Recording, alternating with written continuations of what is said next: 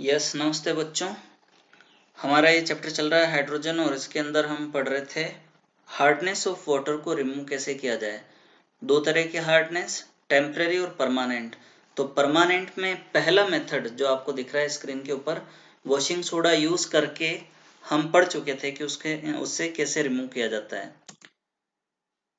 Next second method है कैल्गन्स method, जो sodium hexametaphosphate होता है Na6P6O18, इसको कॉमर्शियली कैल्गन्स बोला जाता है। इसको यूज करके भी परमानेंट हार्डनेस को रिमूव कर सकते हैं।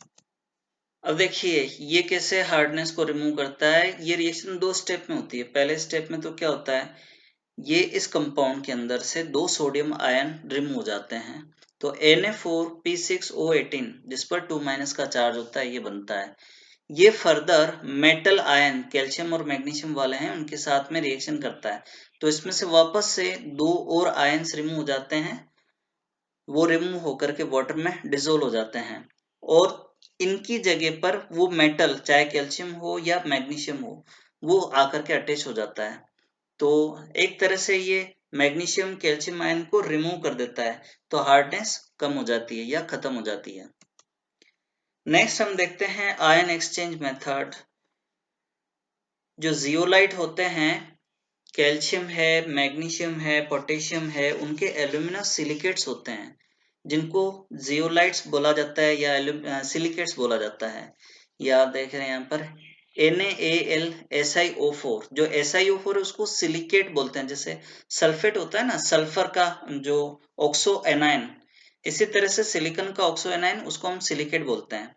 अब यहाँ इसकी वैलेंसी होती है 4 नेगेटिव। उसको सेटिस्फाई करने के लिए जैसे सोडियम है उसका +1 और एल्यूमिनियम का +3, तो इसी को हम बोलते हैं जियोलाइट, जिसको शॉर्ट में हम NaZ से रिप्रेजेंट करते हैं। ये जो NaZ है ये रिएक्शन करता है कैल्शियम मैग्नीशियम आयन के साथ में, तो MZ2 बनता है और सोडियम आयन एक्वस सॉल्यूशन के अंदर आ जाते हैं। तो ये कंपाउंड को हम रिमूव कर सकते हैं। हार्डनेस रिमूव करने के बाद जो हमको रेसिड्यू मिलता है, वापस से हम उसको रिकवर कर सकते हैं। सोडियम क्लोराइड के साथ में ट्रीट करके NaZ वापस से बनाया जा सकता है, ताकि और वाटर को हम प्यूरिफाई कर सकें। नेक्स्ट हेडिंग आ रहा है सिंथेटिक रेजिन से।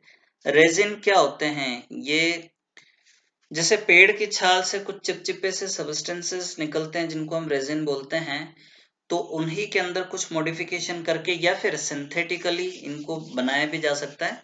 तो ये बड़ी साइज के ऑर्गेनिक मॉलिक्यूल्स होते हैं जिनके अंदर ये इस तरह का SO3H वाला ग्रुप होता है।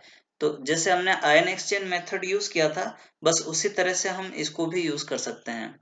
इसको शॉर्ट में ट्रीट कर लिया जाता है NaOH के साथ में, और शॉर्ट में हम इसको RNA से रिप्रेजेंट कर सकते हैं। तो जैसे हमने वहां पर NaZ यूज किया था, ऐसे यहाँ पर RNA यूज किया जा सकता है। तो इसमें भी उसी तरह से रिएक्शन होती है। RNA मेटल आयन के साथ में रिएक्शन करके करस्पॉन्डिंग R2M बना रहा है और सोडियम आयन वाटर के अंदर डिसोल्व हो जाते हैं। पर ऐसे में होता क्या है कि जो वाटर होता है उसके अंदर कुछ आयंस डिसोल्व हो जाते हैं, या हम यूं कहते हैं कि मिनरल्स आ जाते हैं। तो उन मिनरल्स को रिमूव करने के लिए भी आगे टेक्निक यूज की जाती है। इसको डीमिनरलाइज करने के लिए पहली स्टेप में कैटायन एक्सचेंज के साथ में रिएक्शन करके उसमें से पास किया जाता है, और दूसरी बार में हाइड्रोक्साइड आयन एक्सचेंज या एनायन एक्सचेंज के साथ में रिएक्शन करके उसमें पास किया जाता है। देखो ये रिएक्शन, इसमें क्या है, ये RH एक एक्सचेंजर है, तो वो इन मेटल आयंस को इस तरह से रिमूव कर सकता है। लेकिन प्रॉब्लम क्या होती है, इसके अंदर ये H+ आयन यानी सॉल्यूशन को एसिडिक बना देता है या वाटर एसिडिक हो जाता है। अब इसको रिमूव करने के लिए वापस एनायन एक्सचेंजर यूज करते हैं। जैसे आप यहाँ देख रहे हो ये रिएक्शन RNH2, ये वाटर के साथ रिएक्शन करके, और RNH3 पॉजिटिव OH नेगेटिव, या हम बोल सकते हैं सब्स्टिट्यूटेड अमोनियम आयन है, ये जब वाटर के अंदर डिसोल्व होता है तो हाइड्रोक्साइड आयन जनरेट करता है।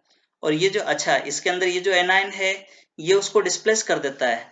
होता क्या है, अब ये जो हाइड्रोक्साइड आयन है, जो इससे पहले वाली रिएक्शन में आपने प्रोटॉन्स या हाइड्रोजन आयंस देखे, उनके साथ में ये रिएक्शन करके वाटर बना लेते हैं। तो इस तरह से डिमिनरलाइज किया जा सकता है, केटाइंस और एनाइंस दोनों को रिमूव किया जा सकता है और हार्डनेस भी रिमूव की जा सकती है।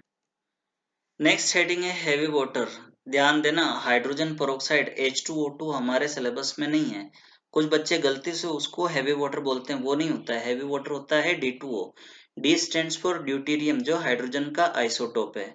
वाटर की एग्जॉस्टिव इलेक्ट्रोलाइसिस करके हम ये D2O बना सकते हैं और इसका यूज किया जाता है जो एटॉमिक पावर प्लांट होते हैं वहां न्यूक्लियर रिएक्टर के अंदर मॉडरेटर की फॉर्म में, यानी न्यूट्रॉन की जो स्पीड होती है उसको कम करने के लिए। अब ये जो केमिकल रिएक्शन है, कैल्शियम कार्बाइड के साथ में C2D2 हाइड्रेटेड या सॉरी ड्यूटेरेटेड इथाइन बनता है। इसी तरह से D2O सल्फर ट्राइऑक्साइड के साथ में रिएक्शन करके ड्यूटेरेटेड सल्फ्यूरिक एसिड बनाता है। एल्यूमिनियम कार्बाइड के साथ रिएक्शन करके CD4 या ड्यूटेरेटेड मीथेन बनाता है। साथ में बाय प्रोडक्ट्स भी बनते हैं। अब हम देखते हैं डाइहाइड्रोजन एज अ फ्यूल। गाड़ियों के अंदर हम पेट्रोल डीजल यूज करते हैं, लेकिन जैसे जैसे समय बीतता जा रहा है वैसे वैसे पेट्रोलियम और पेट्रोल डीजल की क्वांटिटी कम होती जा रही है। ऐसे में ये एक बहुत अच्छा सब्स्टिट्यूट हो सकता है एनर्जी के लिए।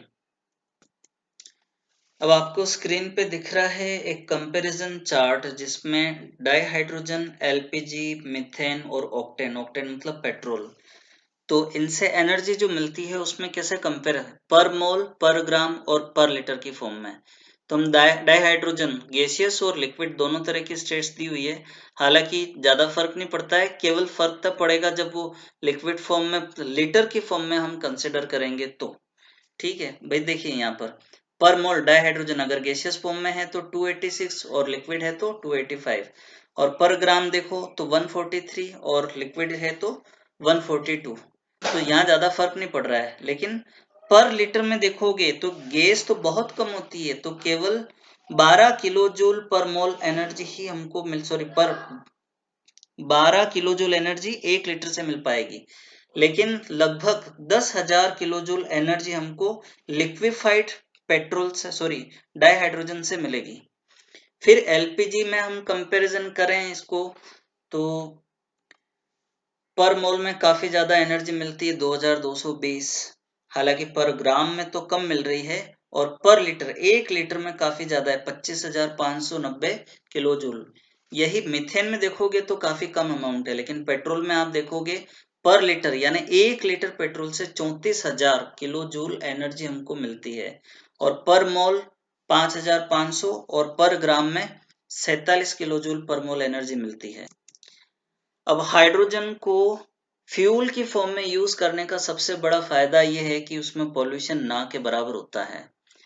रीजन क्या है, हाइड्रोजन और ऑक्सीजन की रिएक्शन होती है, एनर्जी तो रिलीज होती है, लेकिन बाय प्रोडक्ट की फॉर्म में या प्रोडक्ट की फॉर्म में वाटर की वेपर बनती है।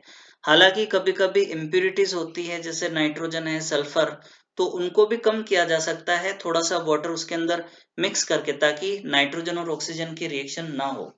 लेकिन एक प्रॉब्लम आती है इसमें कि इसको कैरी कैसे किया जाए, क्योंकि आप गैसियस फॉर्म में तो कैरी करोगे नहीं, लिक्विफाइड करना पड़ेगा, और इसको लिक्विफाई करने के लिए बहुत कम टेम्परेचर की जरूरत पड़ती है, 20 केल्विन, बहुत कम टेम्परेचर है।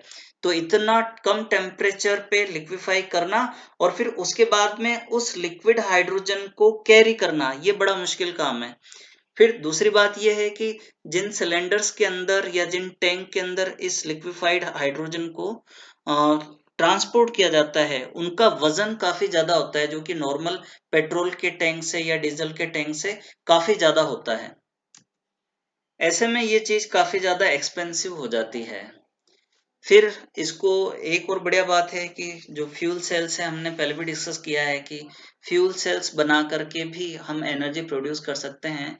ये फ्यूल ही है, लेकिन इसकी एफिशिएंसी 70% तक होती है, दूसरे फ्यूल सेल की एफिशिएंसी केवल 40% तक होती है। तो ऐसे में इसकी एफिशिएंसी भी ज्यादा है। दूसरी बात यह है कि पॉल्यूशन भी इसमें कम होता है।